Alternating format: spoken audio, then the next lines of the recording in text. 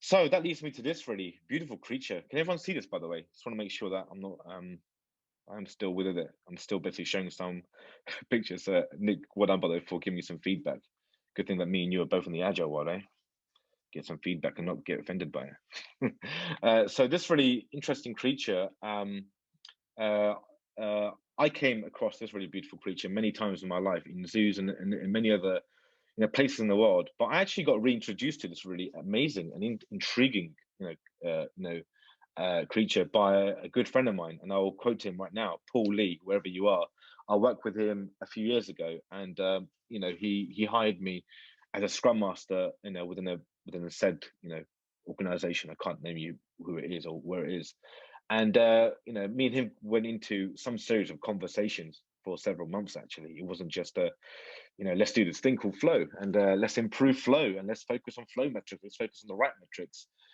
So me and him had many disagreements, by the way, many disagreements. But I kept it calm. I thought maybe I didn't keep it calm, but he basically done his own studying, his own research into flow metrics. Flow metric, for those of you who are not aware of it, is a set of metrics which are designed, or not even designed, but originally from the lean world in manufacturing some hundred or so years ago, and largely predicated on three key metrics. There's many metrics in flow, right? You could do flow efficiency and blah, blah, blah, blah, but I'm not going to bore you to death with it because I don't think you want to hear about it, right? But it's really just all it means is that we're focused on this thing called flow. Flow is, in essence, what Daniel Vacanti in his book about actionable agile calls it the movement of value, right? So whatever thing that you have worth of, or that you believe to be of worth, the movement of that worth is flow, right? Is how fast are you going? How quick are you going? How much stuff are you doing at any point in time? Are you throughput? And how much work do you have in progress right now, and how do you limit that work in progress? So there's three key metrics. One's called cycle times. Think of a bicycle and how fast you're going. Think about how fast you got to get from A to B, and so total elapsed time from A to B is what is commonly known as cycle time or lead time in Kanban or other lean metrics as well. Sorry, can you see this one? Sorry, oopsies. Should have moved the slide, right? So those are the three metrics as I mentioned. Largely, take it there and here and there, and there's probably many other metrics around it. That's what commonly in Kanban world is known as, or not Kanban world, but in lean metrics, and particularly in flow metrics that we refer to as flow. So as you can imagine, Flow-mingo. There's a bit of a teasing on the word itself. So Paul Lee came up with a strategy called the Flow-mingo strategy, right? Which is focused on flow. So thanks to him, I'm able to go around different clients and actually refer to him sometime, right? But it's really, about that. But why this creature? You're probably thinking, well, Haroon, it's great that it's flow and it's great that it's a flamingo and it rhymes, the rest of it. But there's something even more intriguing about the flamingo, right? Story, actually. And that actually is rooted by another friend of mine called Tobias Mayer. And he wrote something about Costa Rica farmers in Costa Rica.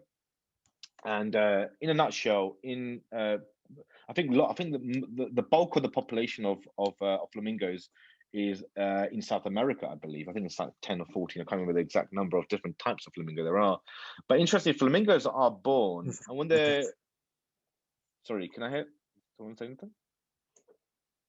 Apologies, I think maybe missing this. If there's a question, feel free to stop me anytime, by the way. Just like, it's not a problem. I like informal convos, so feel free to stop me anyway. So the flamingo is really interesting because farmers in Costa Rica, I believe, and quote me if I'm wrong. I blame Tobias Mayer for it if it's wrong. Hopefully it's not. But he's a good friend of mine. He writes a lot about ecosystems and the world and humanity and the rest of it. And in I believe, particularly in South America, they look at the color of the flamingo, because the color of the flamingo is not pink or this beautiful color or whatever color it might be, right? To begin with, they're actually gray, I think, when they're born. And the more fish and the different types of stuff that they eat and they digest dictates, or doesn't dictate, but actually informs the color of the flamingo. So the better the ecosystem, of where the flamingo, resides. They can find good quality fish and good quality shrimps, I think it is, a day or whatever it is. Then the color of the flamingo starts to become more pink, right? And you can almost tell how the environment or the ecosystem is around this beautiful creature. So farmers use that as a indicator. You could say in Kanban, a signal, right? Or a signal of concern or a signal of whatever it might be. So my friend Paul, whoever he is, he came up with this really, play on words. So thanks to him, I basically, robbed it, or actually not robbed it. I referenced him wherever I go about the Flow-mingo strategy, which is based upon nature to some degree, but we can use that for looking at flow in teams and looking at the continuous flow or the blockaging of flow, i.e., the movement of value in agility or in agile teams or scrum teams or Kanban teams or DevOps teams, whatever you want to call yourselves these days, right? Just teams, right? Teams of people who are working together to deliver some form of value to the customer or the end user, really. Right?